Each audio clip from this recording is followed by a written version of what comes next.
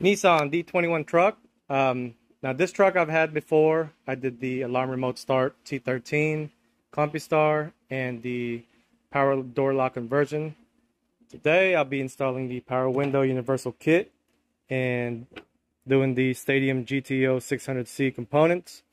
Now since the owner has big plans for this, the components are not going to be hooked up as he will be running a 4-channel.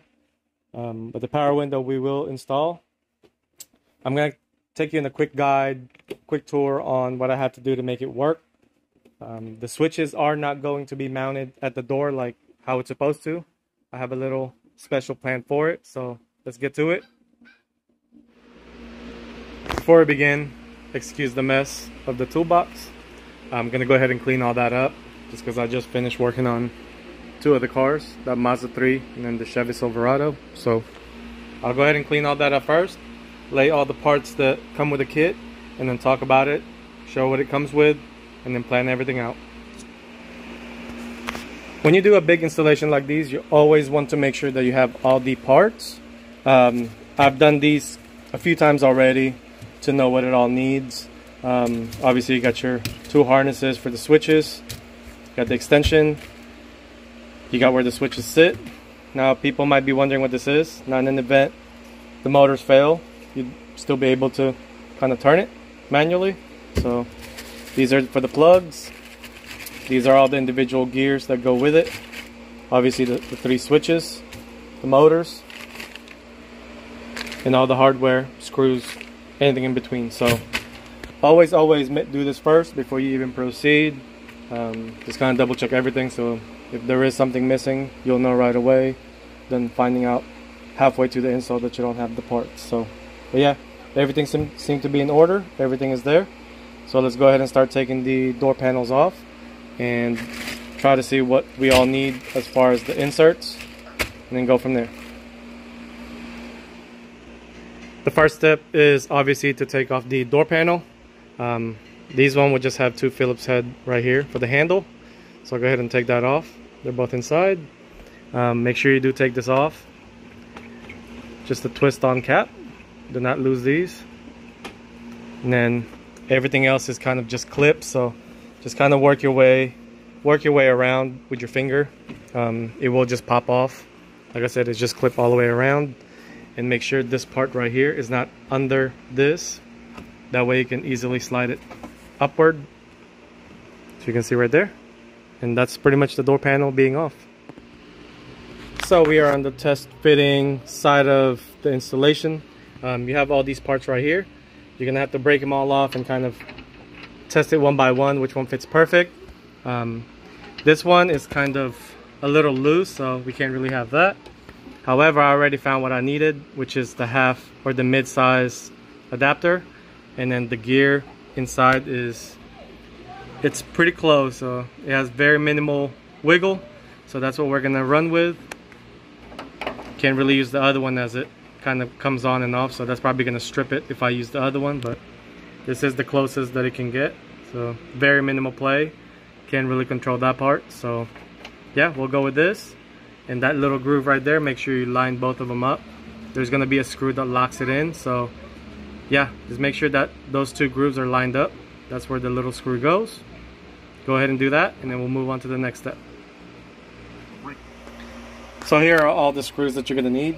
You will need to find these 2 skinny ones. That's what's going to go on that groove right here, where my finger is.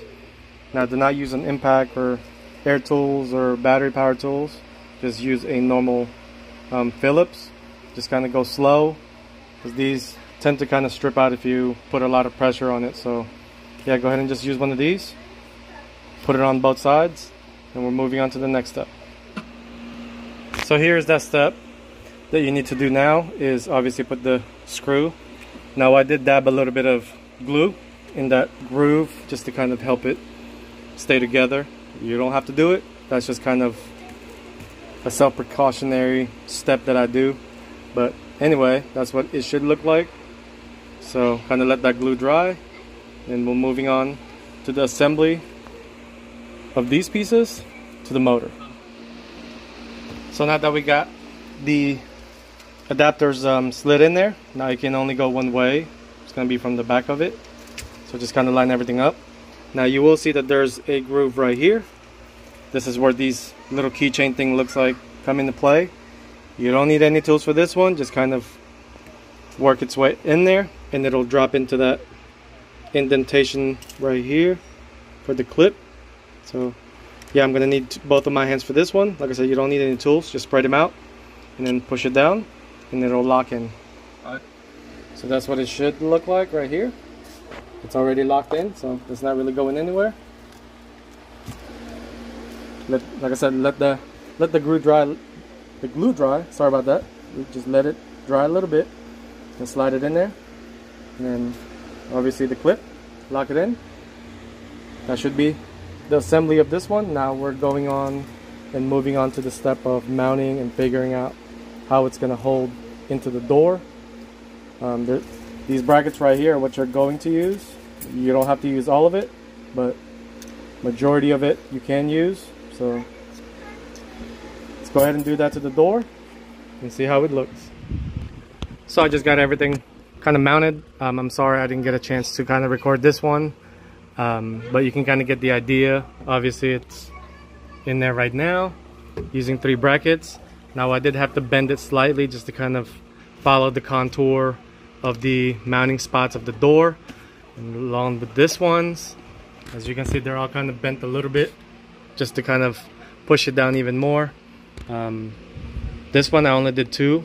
It feels pretty secure, but I'm gonna see if I could kind of get another one from the manufacturer just to use another one right here just for safekeeping or just to kind of secure it even more, but I think it should be okay. I did use a Milwaukee just 12-volt test battery deal, so just to kind of go up and down. I already did that. Seemed to be everything fine, so like I said, that's what it looks like so far. 2 screws.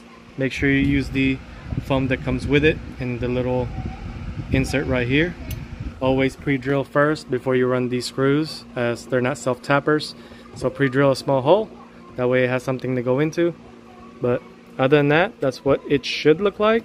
So we'll go ahead and copy this same exact one to the passenger side. So we'll just go ahead and kind of test it real quick. I got the little Milwaukee right here. I'm just gonna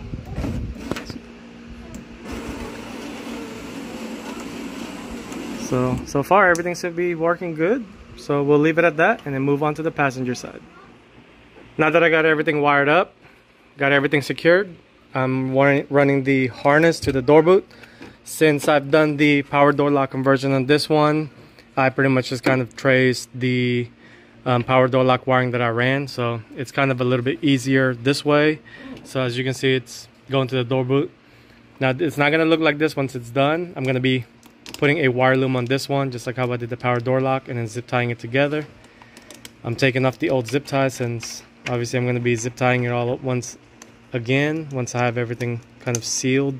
So I went ahead and pushed this rubber insulation that was in the kit, so it's already going up, that way it doesn't get scratched up and stuff like that where it goes into.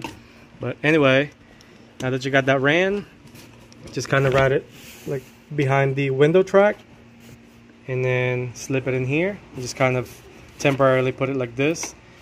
Do not wire everything up yet, we're kind of gonna do that last. So but now that we have everything ran inside, we're gonna be pretty much running the other side, and then we'll move on to the next step. So for this power window deal, I've kind of been just like throwing ideas left and right, but obviously it's already ran.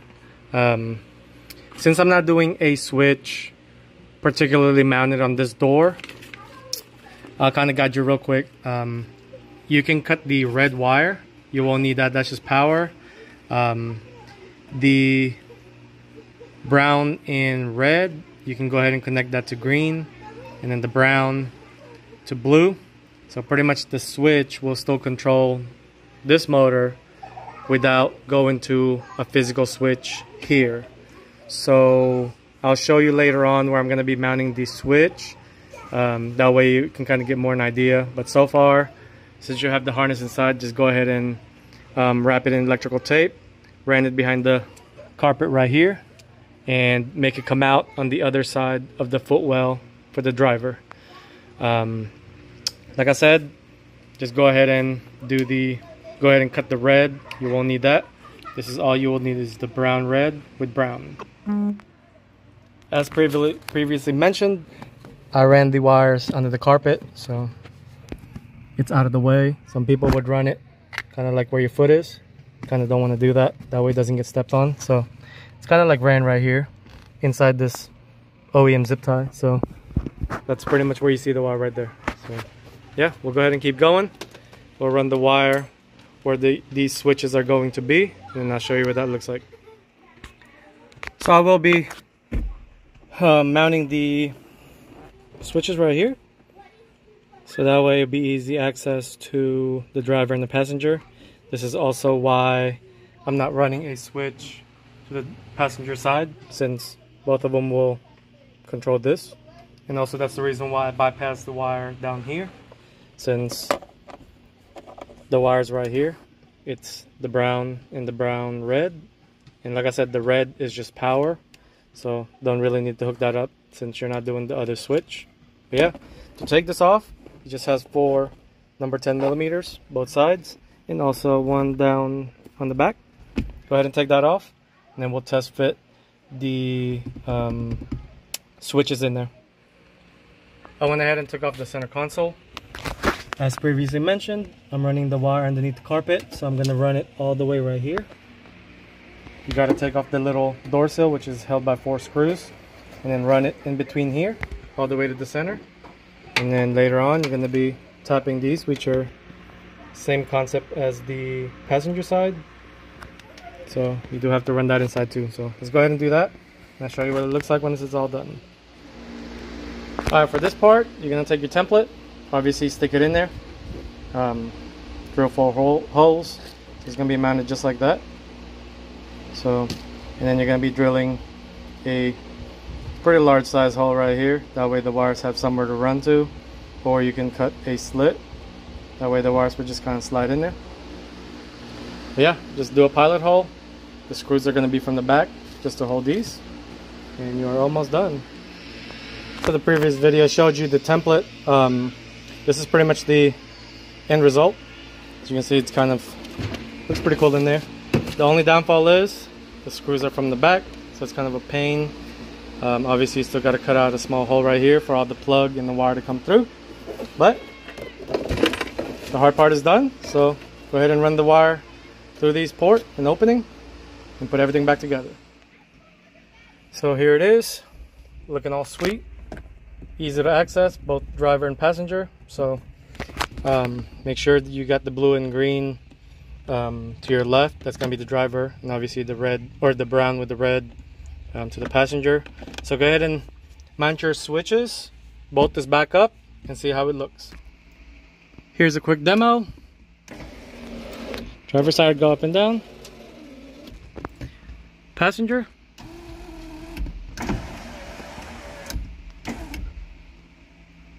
I just love how it kind of sits there like factory.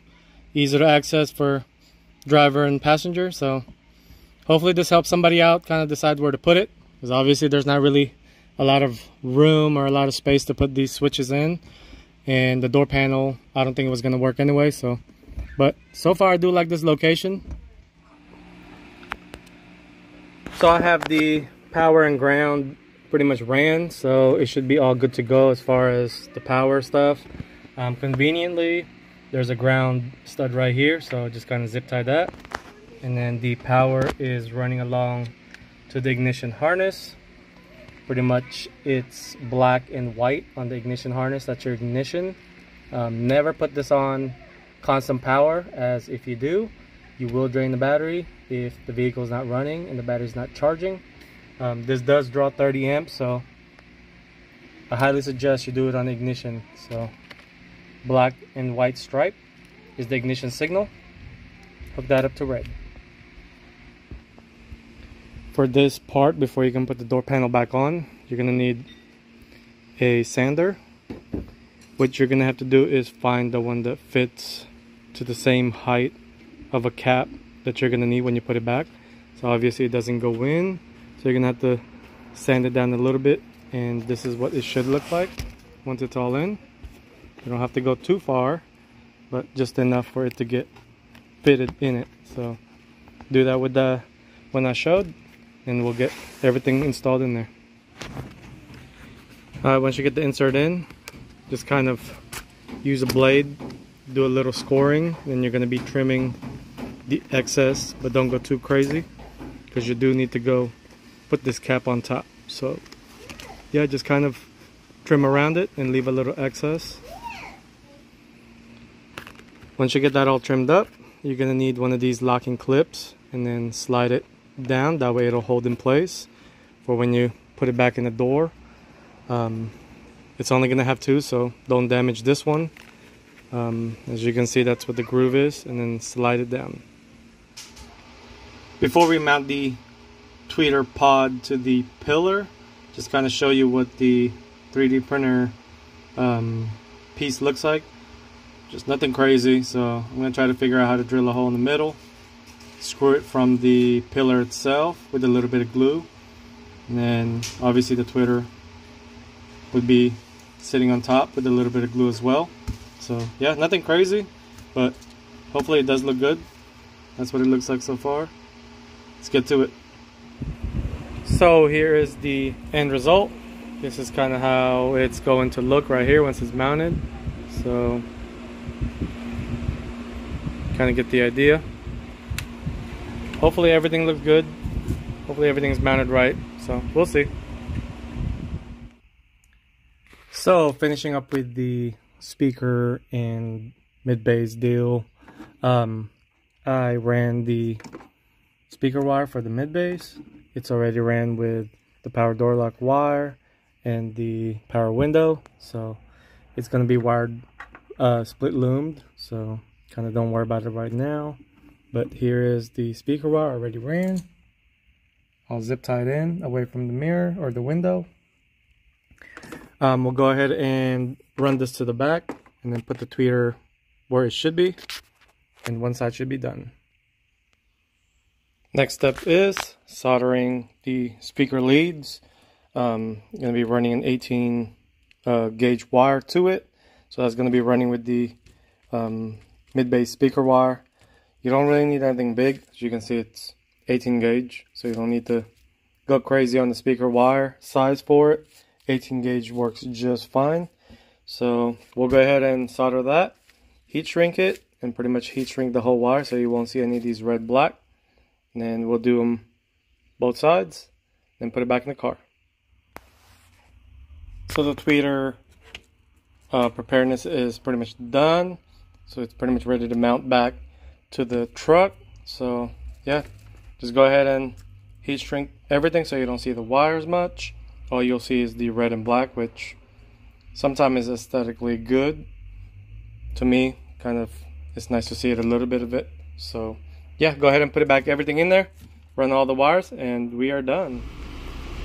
Getting ready to put the panel back. Looks like it's going to need a lot of these clips. You can see that all the 5 have been used, so it's going to need more on the driver's side or the passenger side. This is the driver's side.